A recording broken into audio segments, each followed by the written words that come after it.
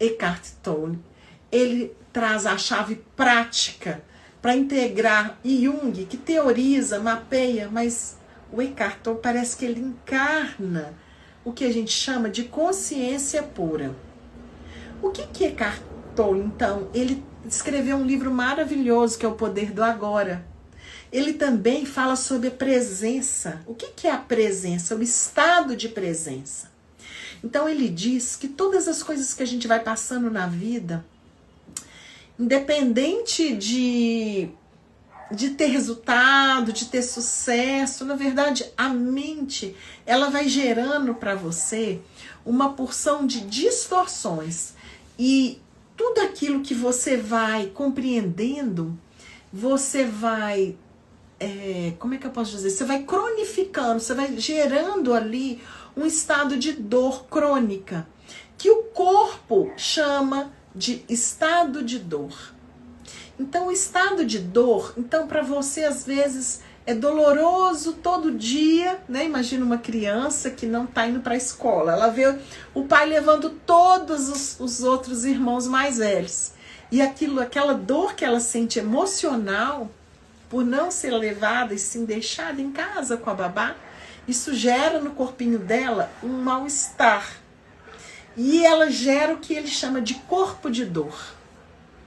Quando a gente vai ficando adulto, esse corpo de dor é como se ele já fosse ali um embasamento, ele já está embasado para repetir essas experiências, na tentativa de se curar. E quando você busca terapias que são só mentais, que só explicam, aquilo vai gerar em você um estado de ficar no passado, rememorando coisas que já aconteceram, que não vão te levar a nada.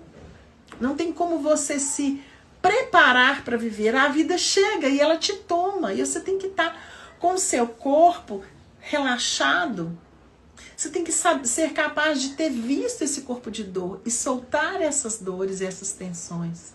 Você tem que ser capaz de limpar tudo isso através do que ele chamou de estado da presença. Estar presente no seu corpo, habitar esse corpo. Como é que a gente faz isso? Uma das coisas que ele ensina é através da respiração. Então, quando a gente é capaz de respirar, de relaxar, você pode reparar, por exemplo, na yoga, né? Quando a gente está ali respirando e que a gente está se conectando, a gente está mais consciente do corpo. Então, só existe o agora. Não existe mais aquele passado, aquelas coisas que aconteceram. Ele observa que naquela época o ser humano, ele tinha outras demandas. E hoje a vida faz com que a maioria das pessoas não tem um excesso só de passado. A pessoa também, hoje em dia, elas têm um excesso de futuro. Então existe o que a gente chama daquela ansiedade crônica que faz você estar olhando e querendo viver coisas, e querendo e se projetando em ser feliz lá no futuro. É como se a vida toda que você tivesse, ela vai acontecer depois. Nunca acontece. Então ele fala que o poder do agora é o poder de viver a sua experiência única, presente no seu corpo. É ter a consciência pura. É ser capaz de não identificarmos com a mente. A mente, ela mente. Ela vai viver de novo o trauma e os sentimentos do passado e por associação ela vai dizer, olha, não faça isso, lembra como você viveu lá atrás? E ela te impede de baixar as barreiras, de ser vulnerável, de ter sempre um novo dia. Se a experiência divina nos trouxe a capacidade de todo dia o sol nasce e a gente tem uma nova oportunidade de vida, de escolhermos aquilo que a gente quer, por que é que a gente vai ficar associando com o nosso passado?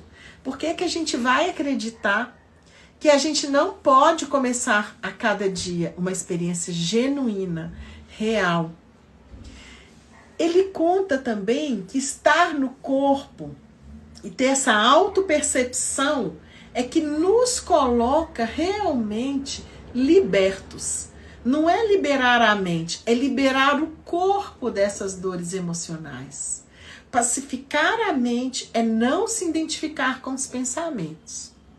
Então, a partir do momento em que Eckhart Tolle traz essa experiência, que é viver o agora, ele fala que a nossa mente, ela gera muito drama. E ela gera tanto drama, e esses dramas, eles podem ser observados pelo que ele chamou de observador interno. Então, a gente tem um espaço que não é a nossa mente, a gente tem um espaço que não é o nosso corpo, mas a gente desenvolve como se fosse um terceiro olho para dentro, que a gente observa, como na meditação. A meditação é a capacidade de você observar seus pensamentos, de você observar sua respiração, de você observar o seu corpo. Desenvolver esse observador interno é a capacidade que você tem de descolar da mente, de descolar do drama. Você já pensou a liberdade que é viver sem um excesso de passado, um excesso de trauma, um excesso de dor emocional que só vai somando uma em cima da outra? Eu gosto de dizer que o trauma é como um pastel folhado. A primeira folha é aquela que deu o início.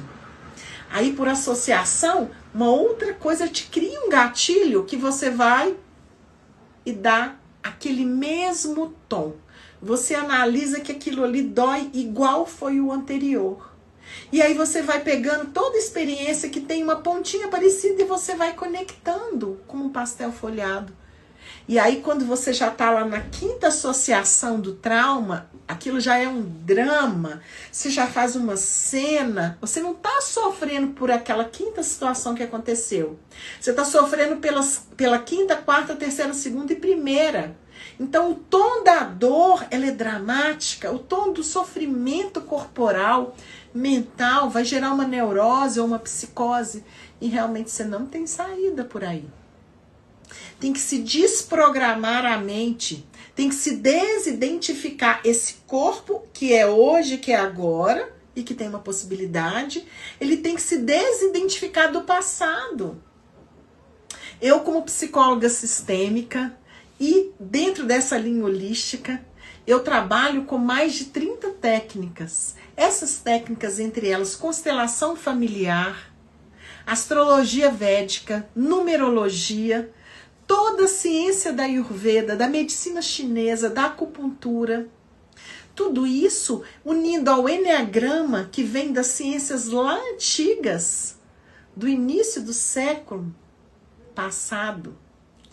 Eu trabalho também com Rudolf Steiner, com antroposofia, com os setênios, com as biografias, para que eu possa me aproximar o máximo possível desse ser humano que criou tantas armaduras, que criou tantas couraças e que hoje se sente preso, hoje se sente neurótico, impedindo dele ser feliz, cheio de medos, que faz com que ele acredite que esses medos são reais.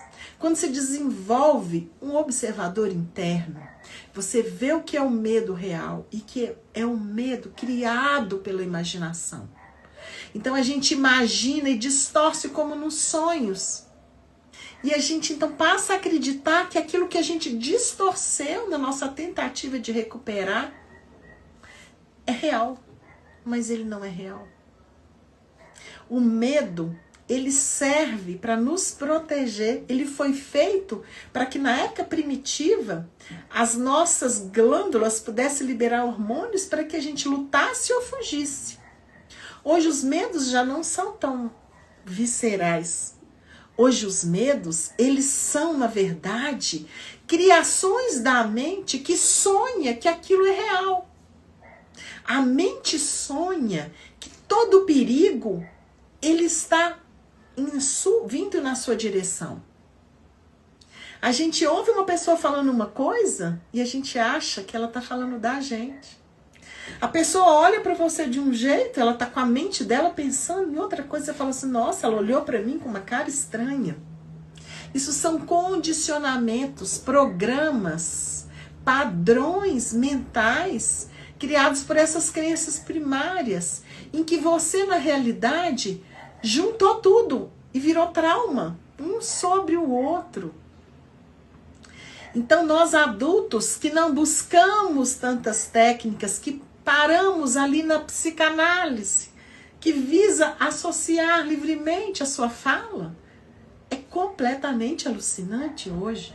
Se você vê uma pessoa fazendo uma análise, ela sai de um pensamento louco, ela entra no outro, e o terapeuta tem que puxar e pontuar para ver se traz a pessoa de volta. Mas ele esqueceu, ou seja, Freud não incluiu o corpo, o fenômeno. E o Eckhart Tolle, ele ensina que estar no estado de presença é buscar essa consciência real. O estado de consciência pura é o estado que nos aproxima da nossa essência, de quem somos, além desses padrões, condicionamentos, traumas, né? Então, o Jung, ele abriu as portas para todos os que vieram depois, né? Com o conceito de arquétipos universais, com o conceito de sombra, com o conceito de unir sombra e luz, né? Mas, na verdade, como que ele busca essa análise? Ainda é uma maneira, ainda pela palavra, ainda é uma maneira pela mente que vai analisar e vai traduzir, chama análise junguiana. Ele traz o conhecimento, mas a prática falha. Por isso mesmo que tantas pessoas, ele deixou muitos livros, tantas pessoas foi desenvolvendo, como hoje tem os tipos psicológicos, que ele traz 8, hoje tem 16, né? E as pessoas hoje estão conhecendo cada vez mais o Jung. A mandala, né? Então, o arquétipo da mandala que vai te ativar exatamente de forma simbólica o seu inconsciente. Agora, a prática está no corpo. A constelação sistêmica, ela é capaz de entender através das sensações do que você sente no seu corpo, traduzir que experiência que você teve, mostrar qual é o caminho por onde que você pode ir, né? Quando a gente vivencia coisas que são do nosso inconsciente familiar, quando você vivencia coisas que é do nosso inconsciente coletivo, da humanidade, do campo humano, do campo quântico, né? Você, na verdade, acha que tudo é seu. O pensamento que surge de um campo que você está, tipo, você está num lugar pesado, com pessoas ali neuróticas, num campo de futebol, dentro de um shopping center, que as pessoas ali querem consumir, comprar. Todas essas formas, pensamentos que o Jung chamou, né, que é um pensamento com um sentimento, ele vai chegar no seu campo energético e vai te trazer mensagens. Que mensagens são essas? Chegou dentro de você? Saiu de dentro de você? Não, chegou até você, como ondas de rádio. Então, hoje a gente tem práticas como a constelação, a gente tem essa prática do estar na presença, do se desconectar da mente, do limpar esse corpo de dor, que Eckhart Tolle ensina tão bem.